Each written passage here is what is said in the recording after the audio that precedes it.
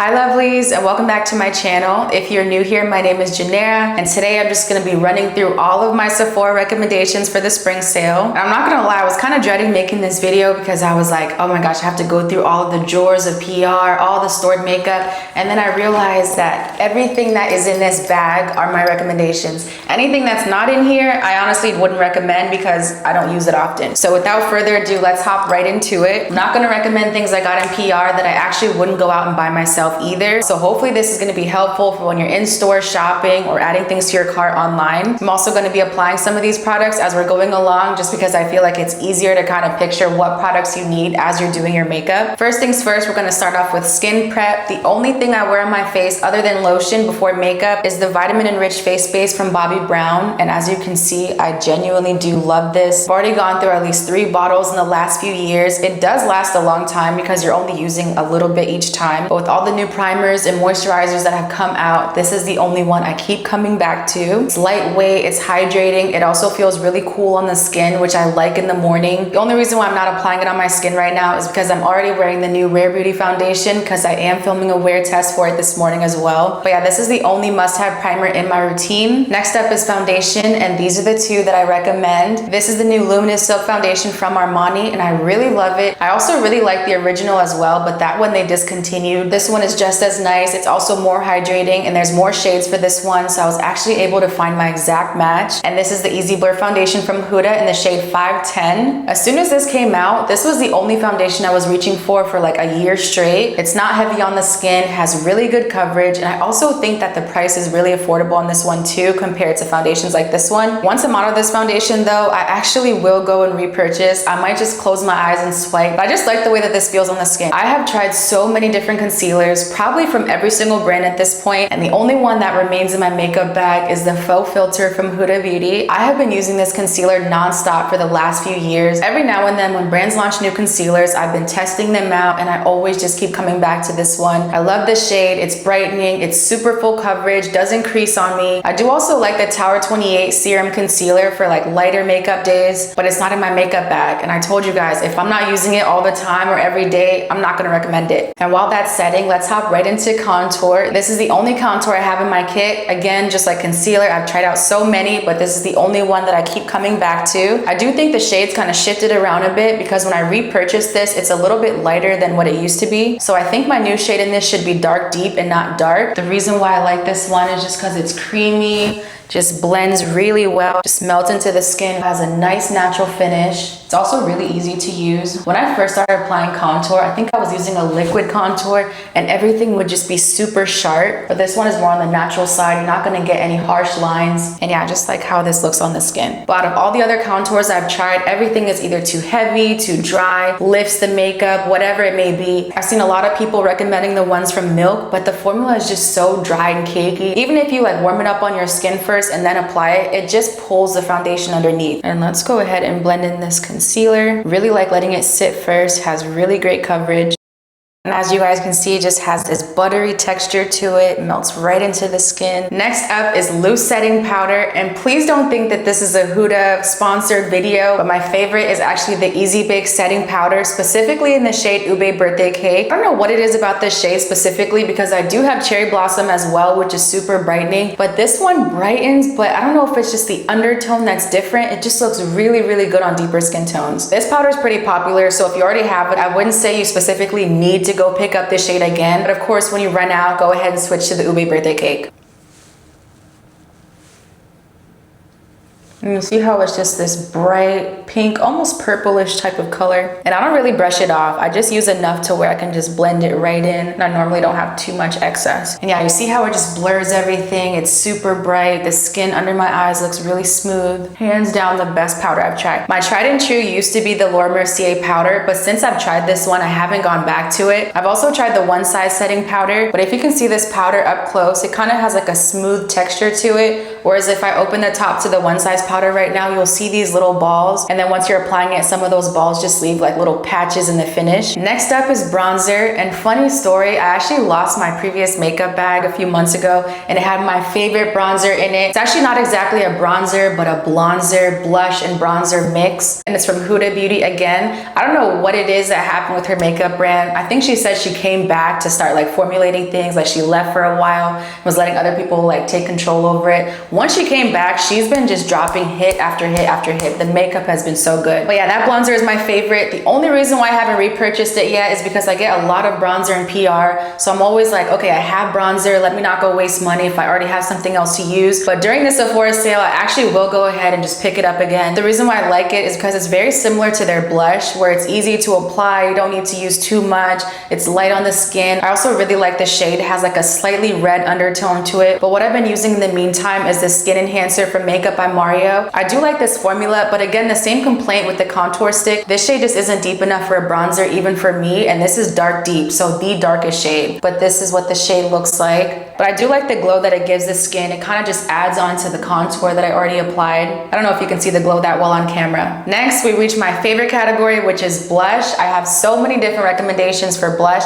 but I narrowed it down to my top 5, and they're not in any particular order, with the exception of the first one, of course, because it's my absolute favorite. This is the Patrick Ta Blush Duo. And it's my favorite for a few reasons. It's really pigmented, looks great on the skin, it's easy to apply, but I really like that with this blush, she gives you 2 different formulas. So you have a powder on the bottom, and then you have a cream on top, separated by this flap. It also comes in so many different shades that I think are flattering for deeper skin tones. This one is She Left Me on Red. Another one of my favorites is She's Wanted, and it was actually in my makeup bag when I lost it, so I haven't replaced it yet. And let me also just show you some of the swatches, just to give you a better idea of the formula. That is the powder one from She Left Me on Red, and next to it, I'm just gonna put the cream formula.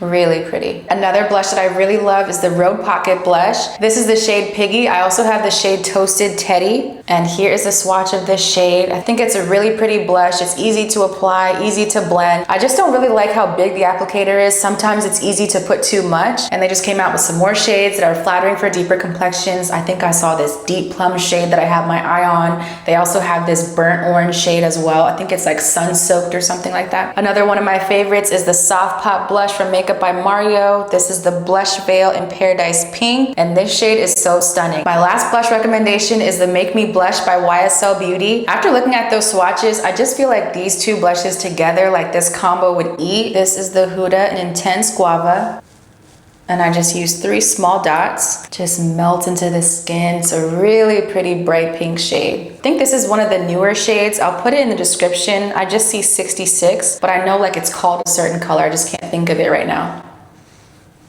Ooh, yeah, I've never tried these 2 together. I try to avoid blush blindness, but this is a really pretty combo. Gonna put a little bit on the nose, and let's just stop right here. I'm not gonna add too much, because I feel like in this lighting, it might look like it's not too much blush, and then the second you step out in like natural lighting, you'll just be like, wait. But here is a close-up of these 2 blushes together. So our next category is highlighter, and these are the 2 that I recommend. This is the highlighter crayon from Makeup Forever. Really like the finish of this one. It's pretty on the skin.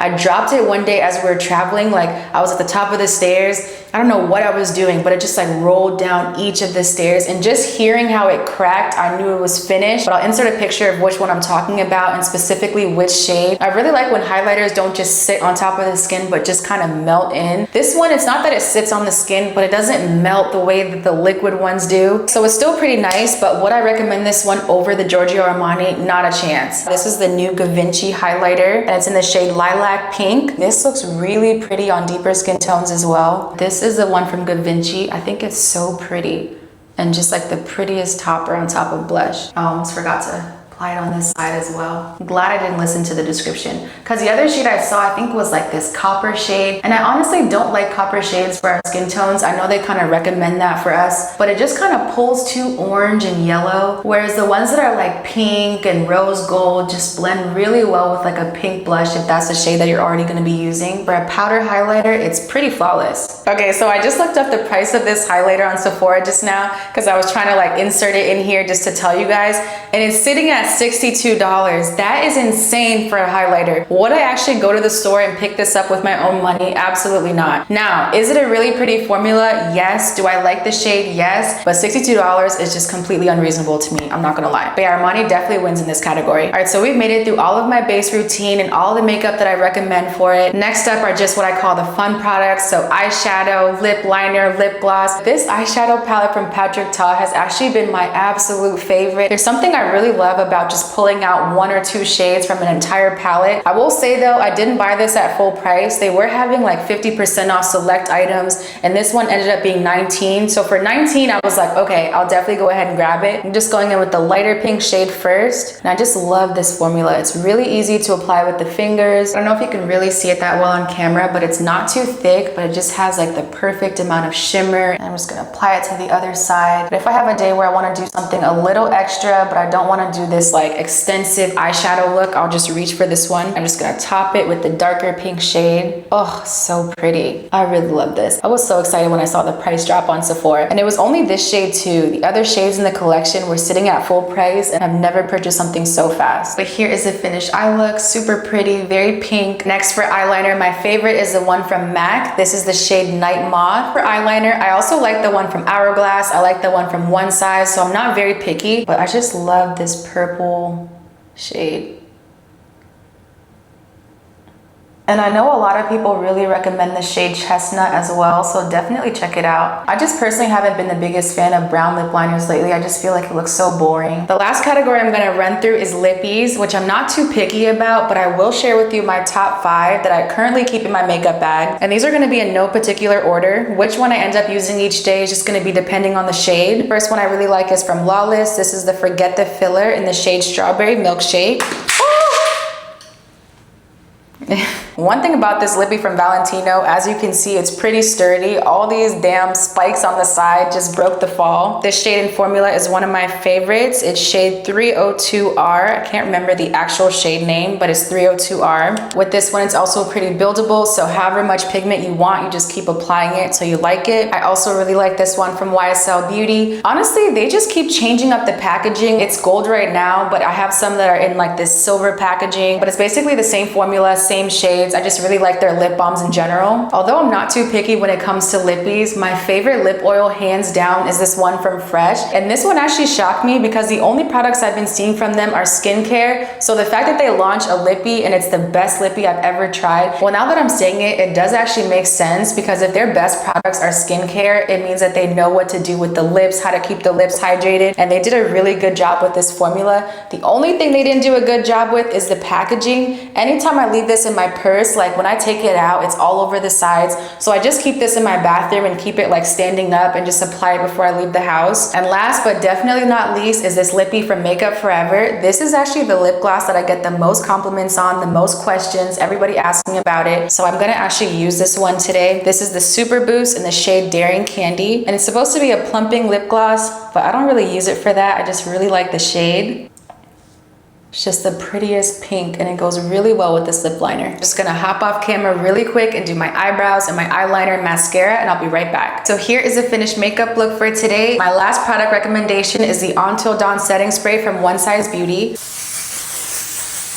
The only thing I will say about this setting spray is that it's really hard to measure how much you're using. Like sometimes I'll apply a lot and feel like my face still feels dry. I didn't really use too much, but I do like it, and your makeup will literally not move. But yeah, those are all the products that I recommend. If I forgot anything, or if there's something that you have your eye on and you're wondering if I tried it, just drop it in the comments. Also feel free to put any suggestions for any makeup videos you'd like to see soon, because I am trying to be more consistent on YouTube. I feel like I've just been going with the flow with the short form content, and I've been neglecting you guys, so I apologize for that, but I am officially back. I do want to get into fragrances though, because that's something I've been picking up a lot more recently. Oh, I also forgot to mention, I'll be linking all these products on my Sephora storefront. I was actually really excited that they created that, because usually with videos, I'll have to like link each product one by one on the brand's website, but this time around, everything will be at the same place, easy for you to find. Also, one thing I want to say, which kind of seems counterproductive to my storefront, do not go overboard with the Sephora sale. Don't feel like you need every single new makeup drop that's out here. Before I started reviewing reviewing products, honestly, I only had one foundation, one concealer, maybe 2 or 3 lippies. You do not need to shop every brand's new launch. Just wait till you finish one product and go to the next one. But yeah, I just wanted to throw that in. Don't feel pressure with all these makeup reviews. I can't speak for every beauty creator, but I know me personally, I'm just doing these reviews so that if you happen to run out of something, you know, like, okay, a brand just launched this one, let me go try it out. Let me see if it works for oily skin. It's not a, hey, every single foundation that comes out every 2 weeks, you have to go get it. You have to go try it. No. But as always, thank you guys so much for watching. If you are new here, welcome to my channel. I hope that you stick around and subscribe, and I'll see you guys in the next video.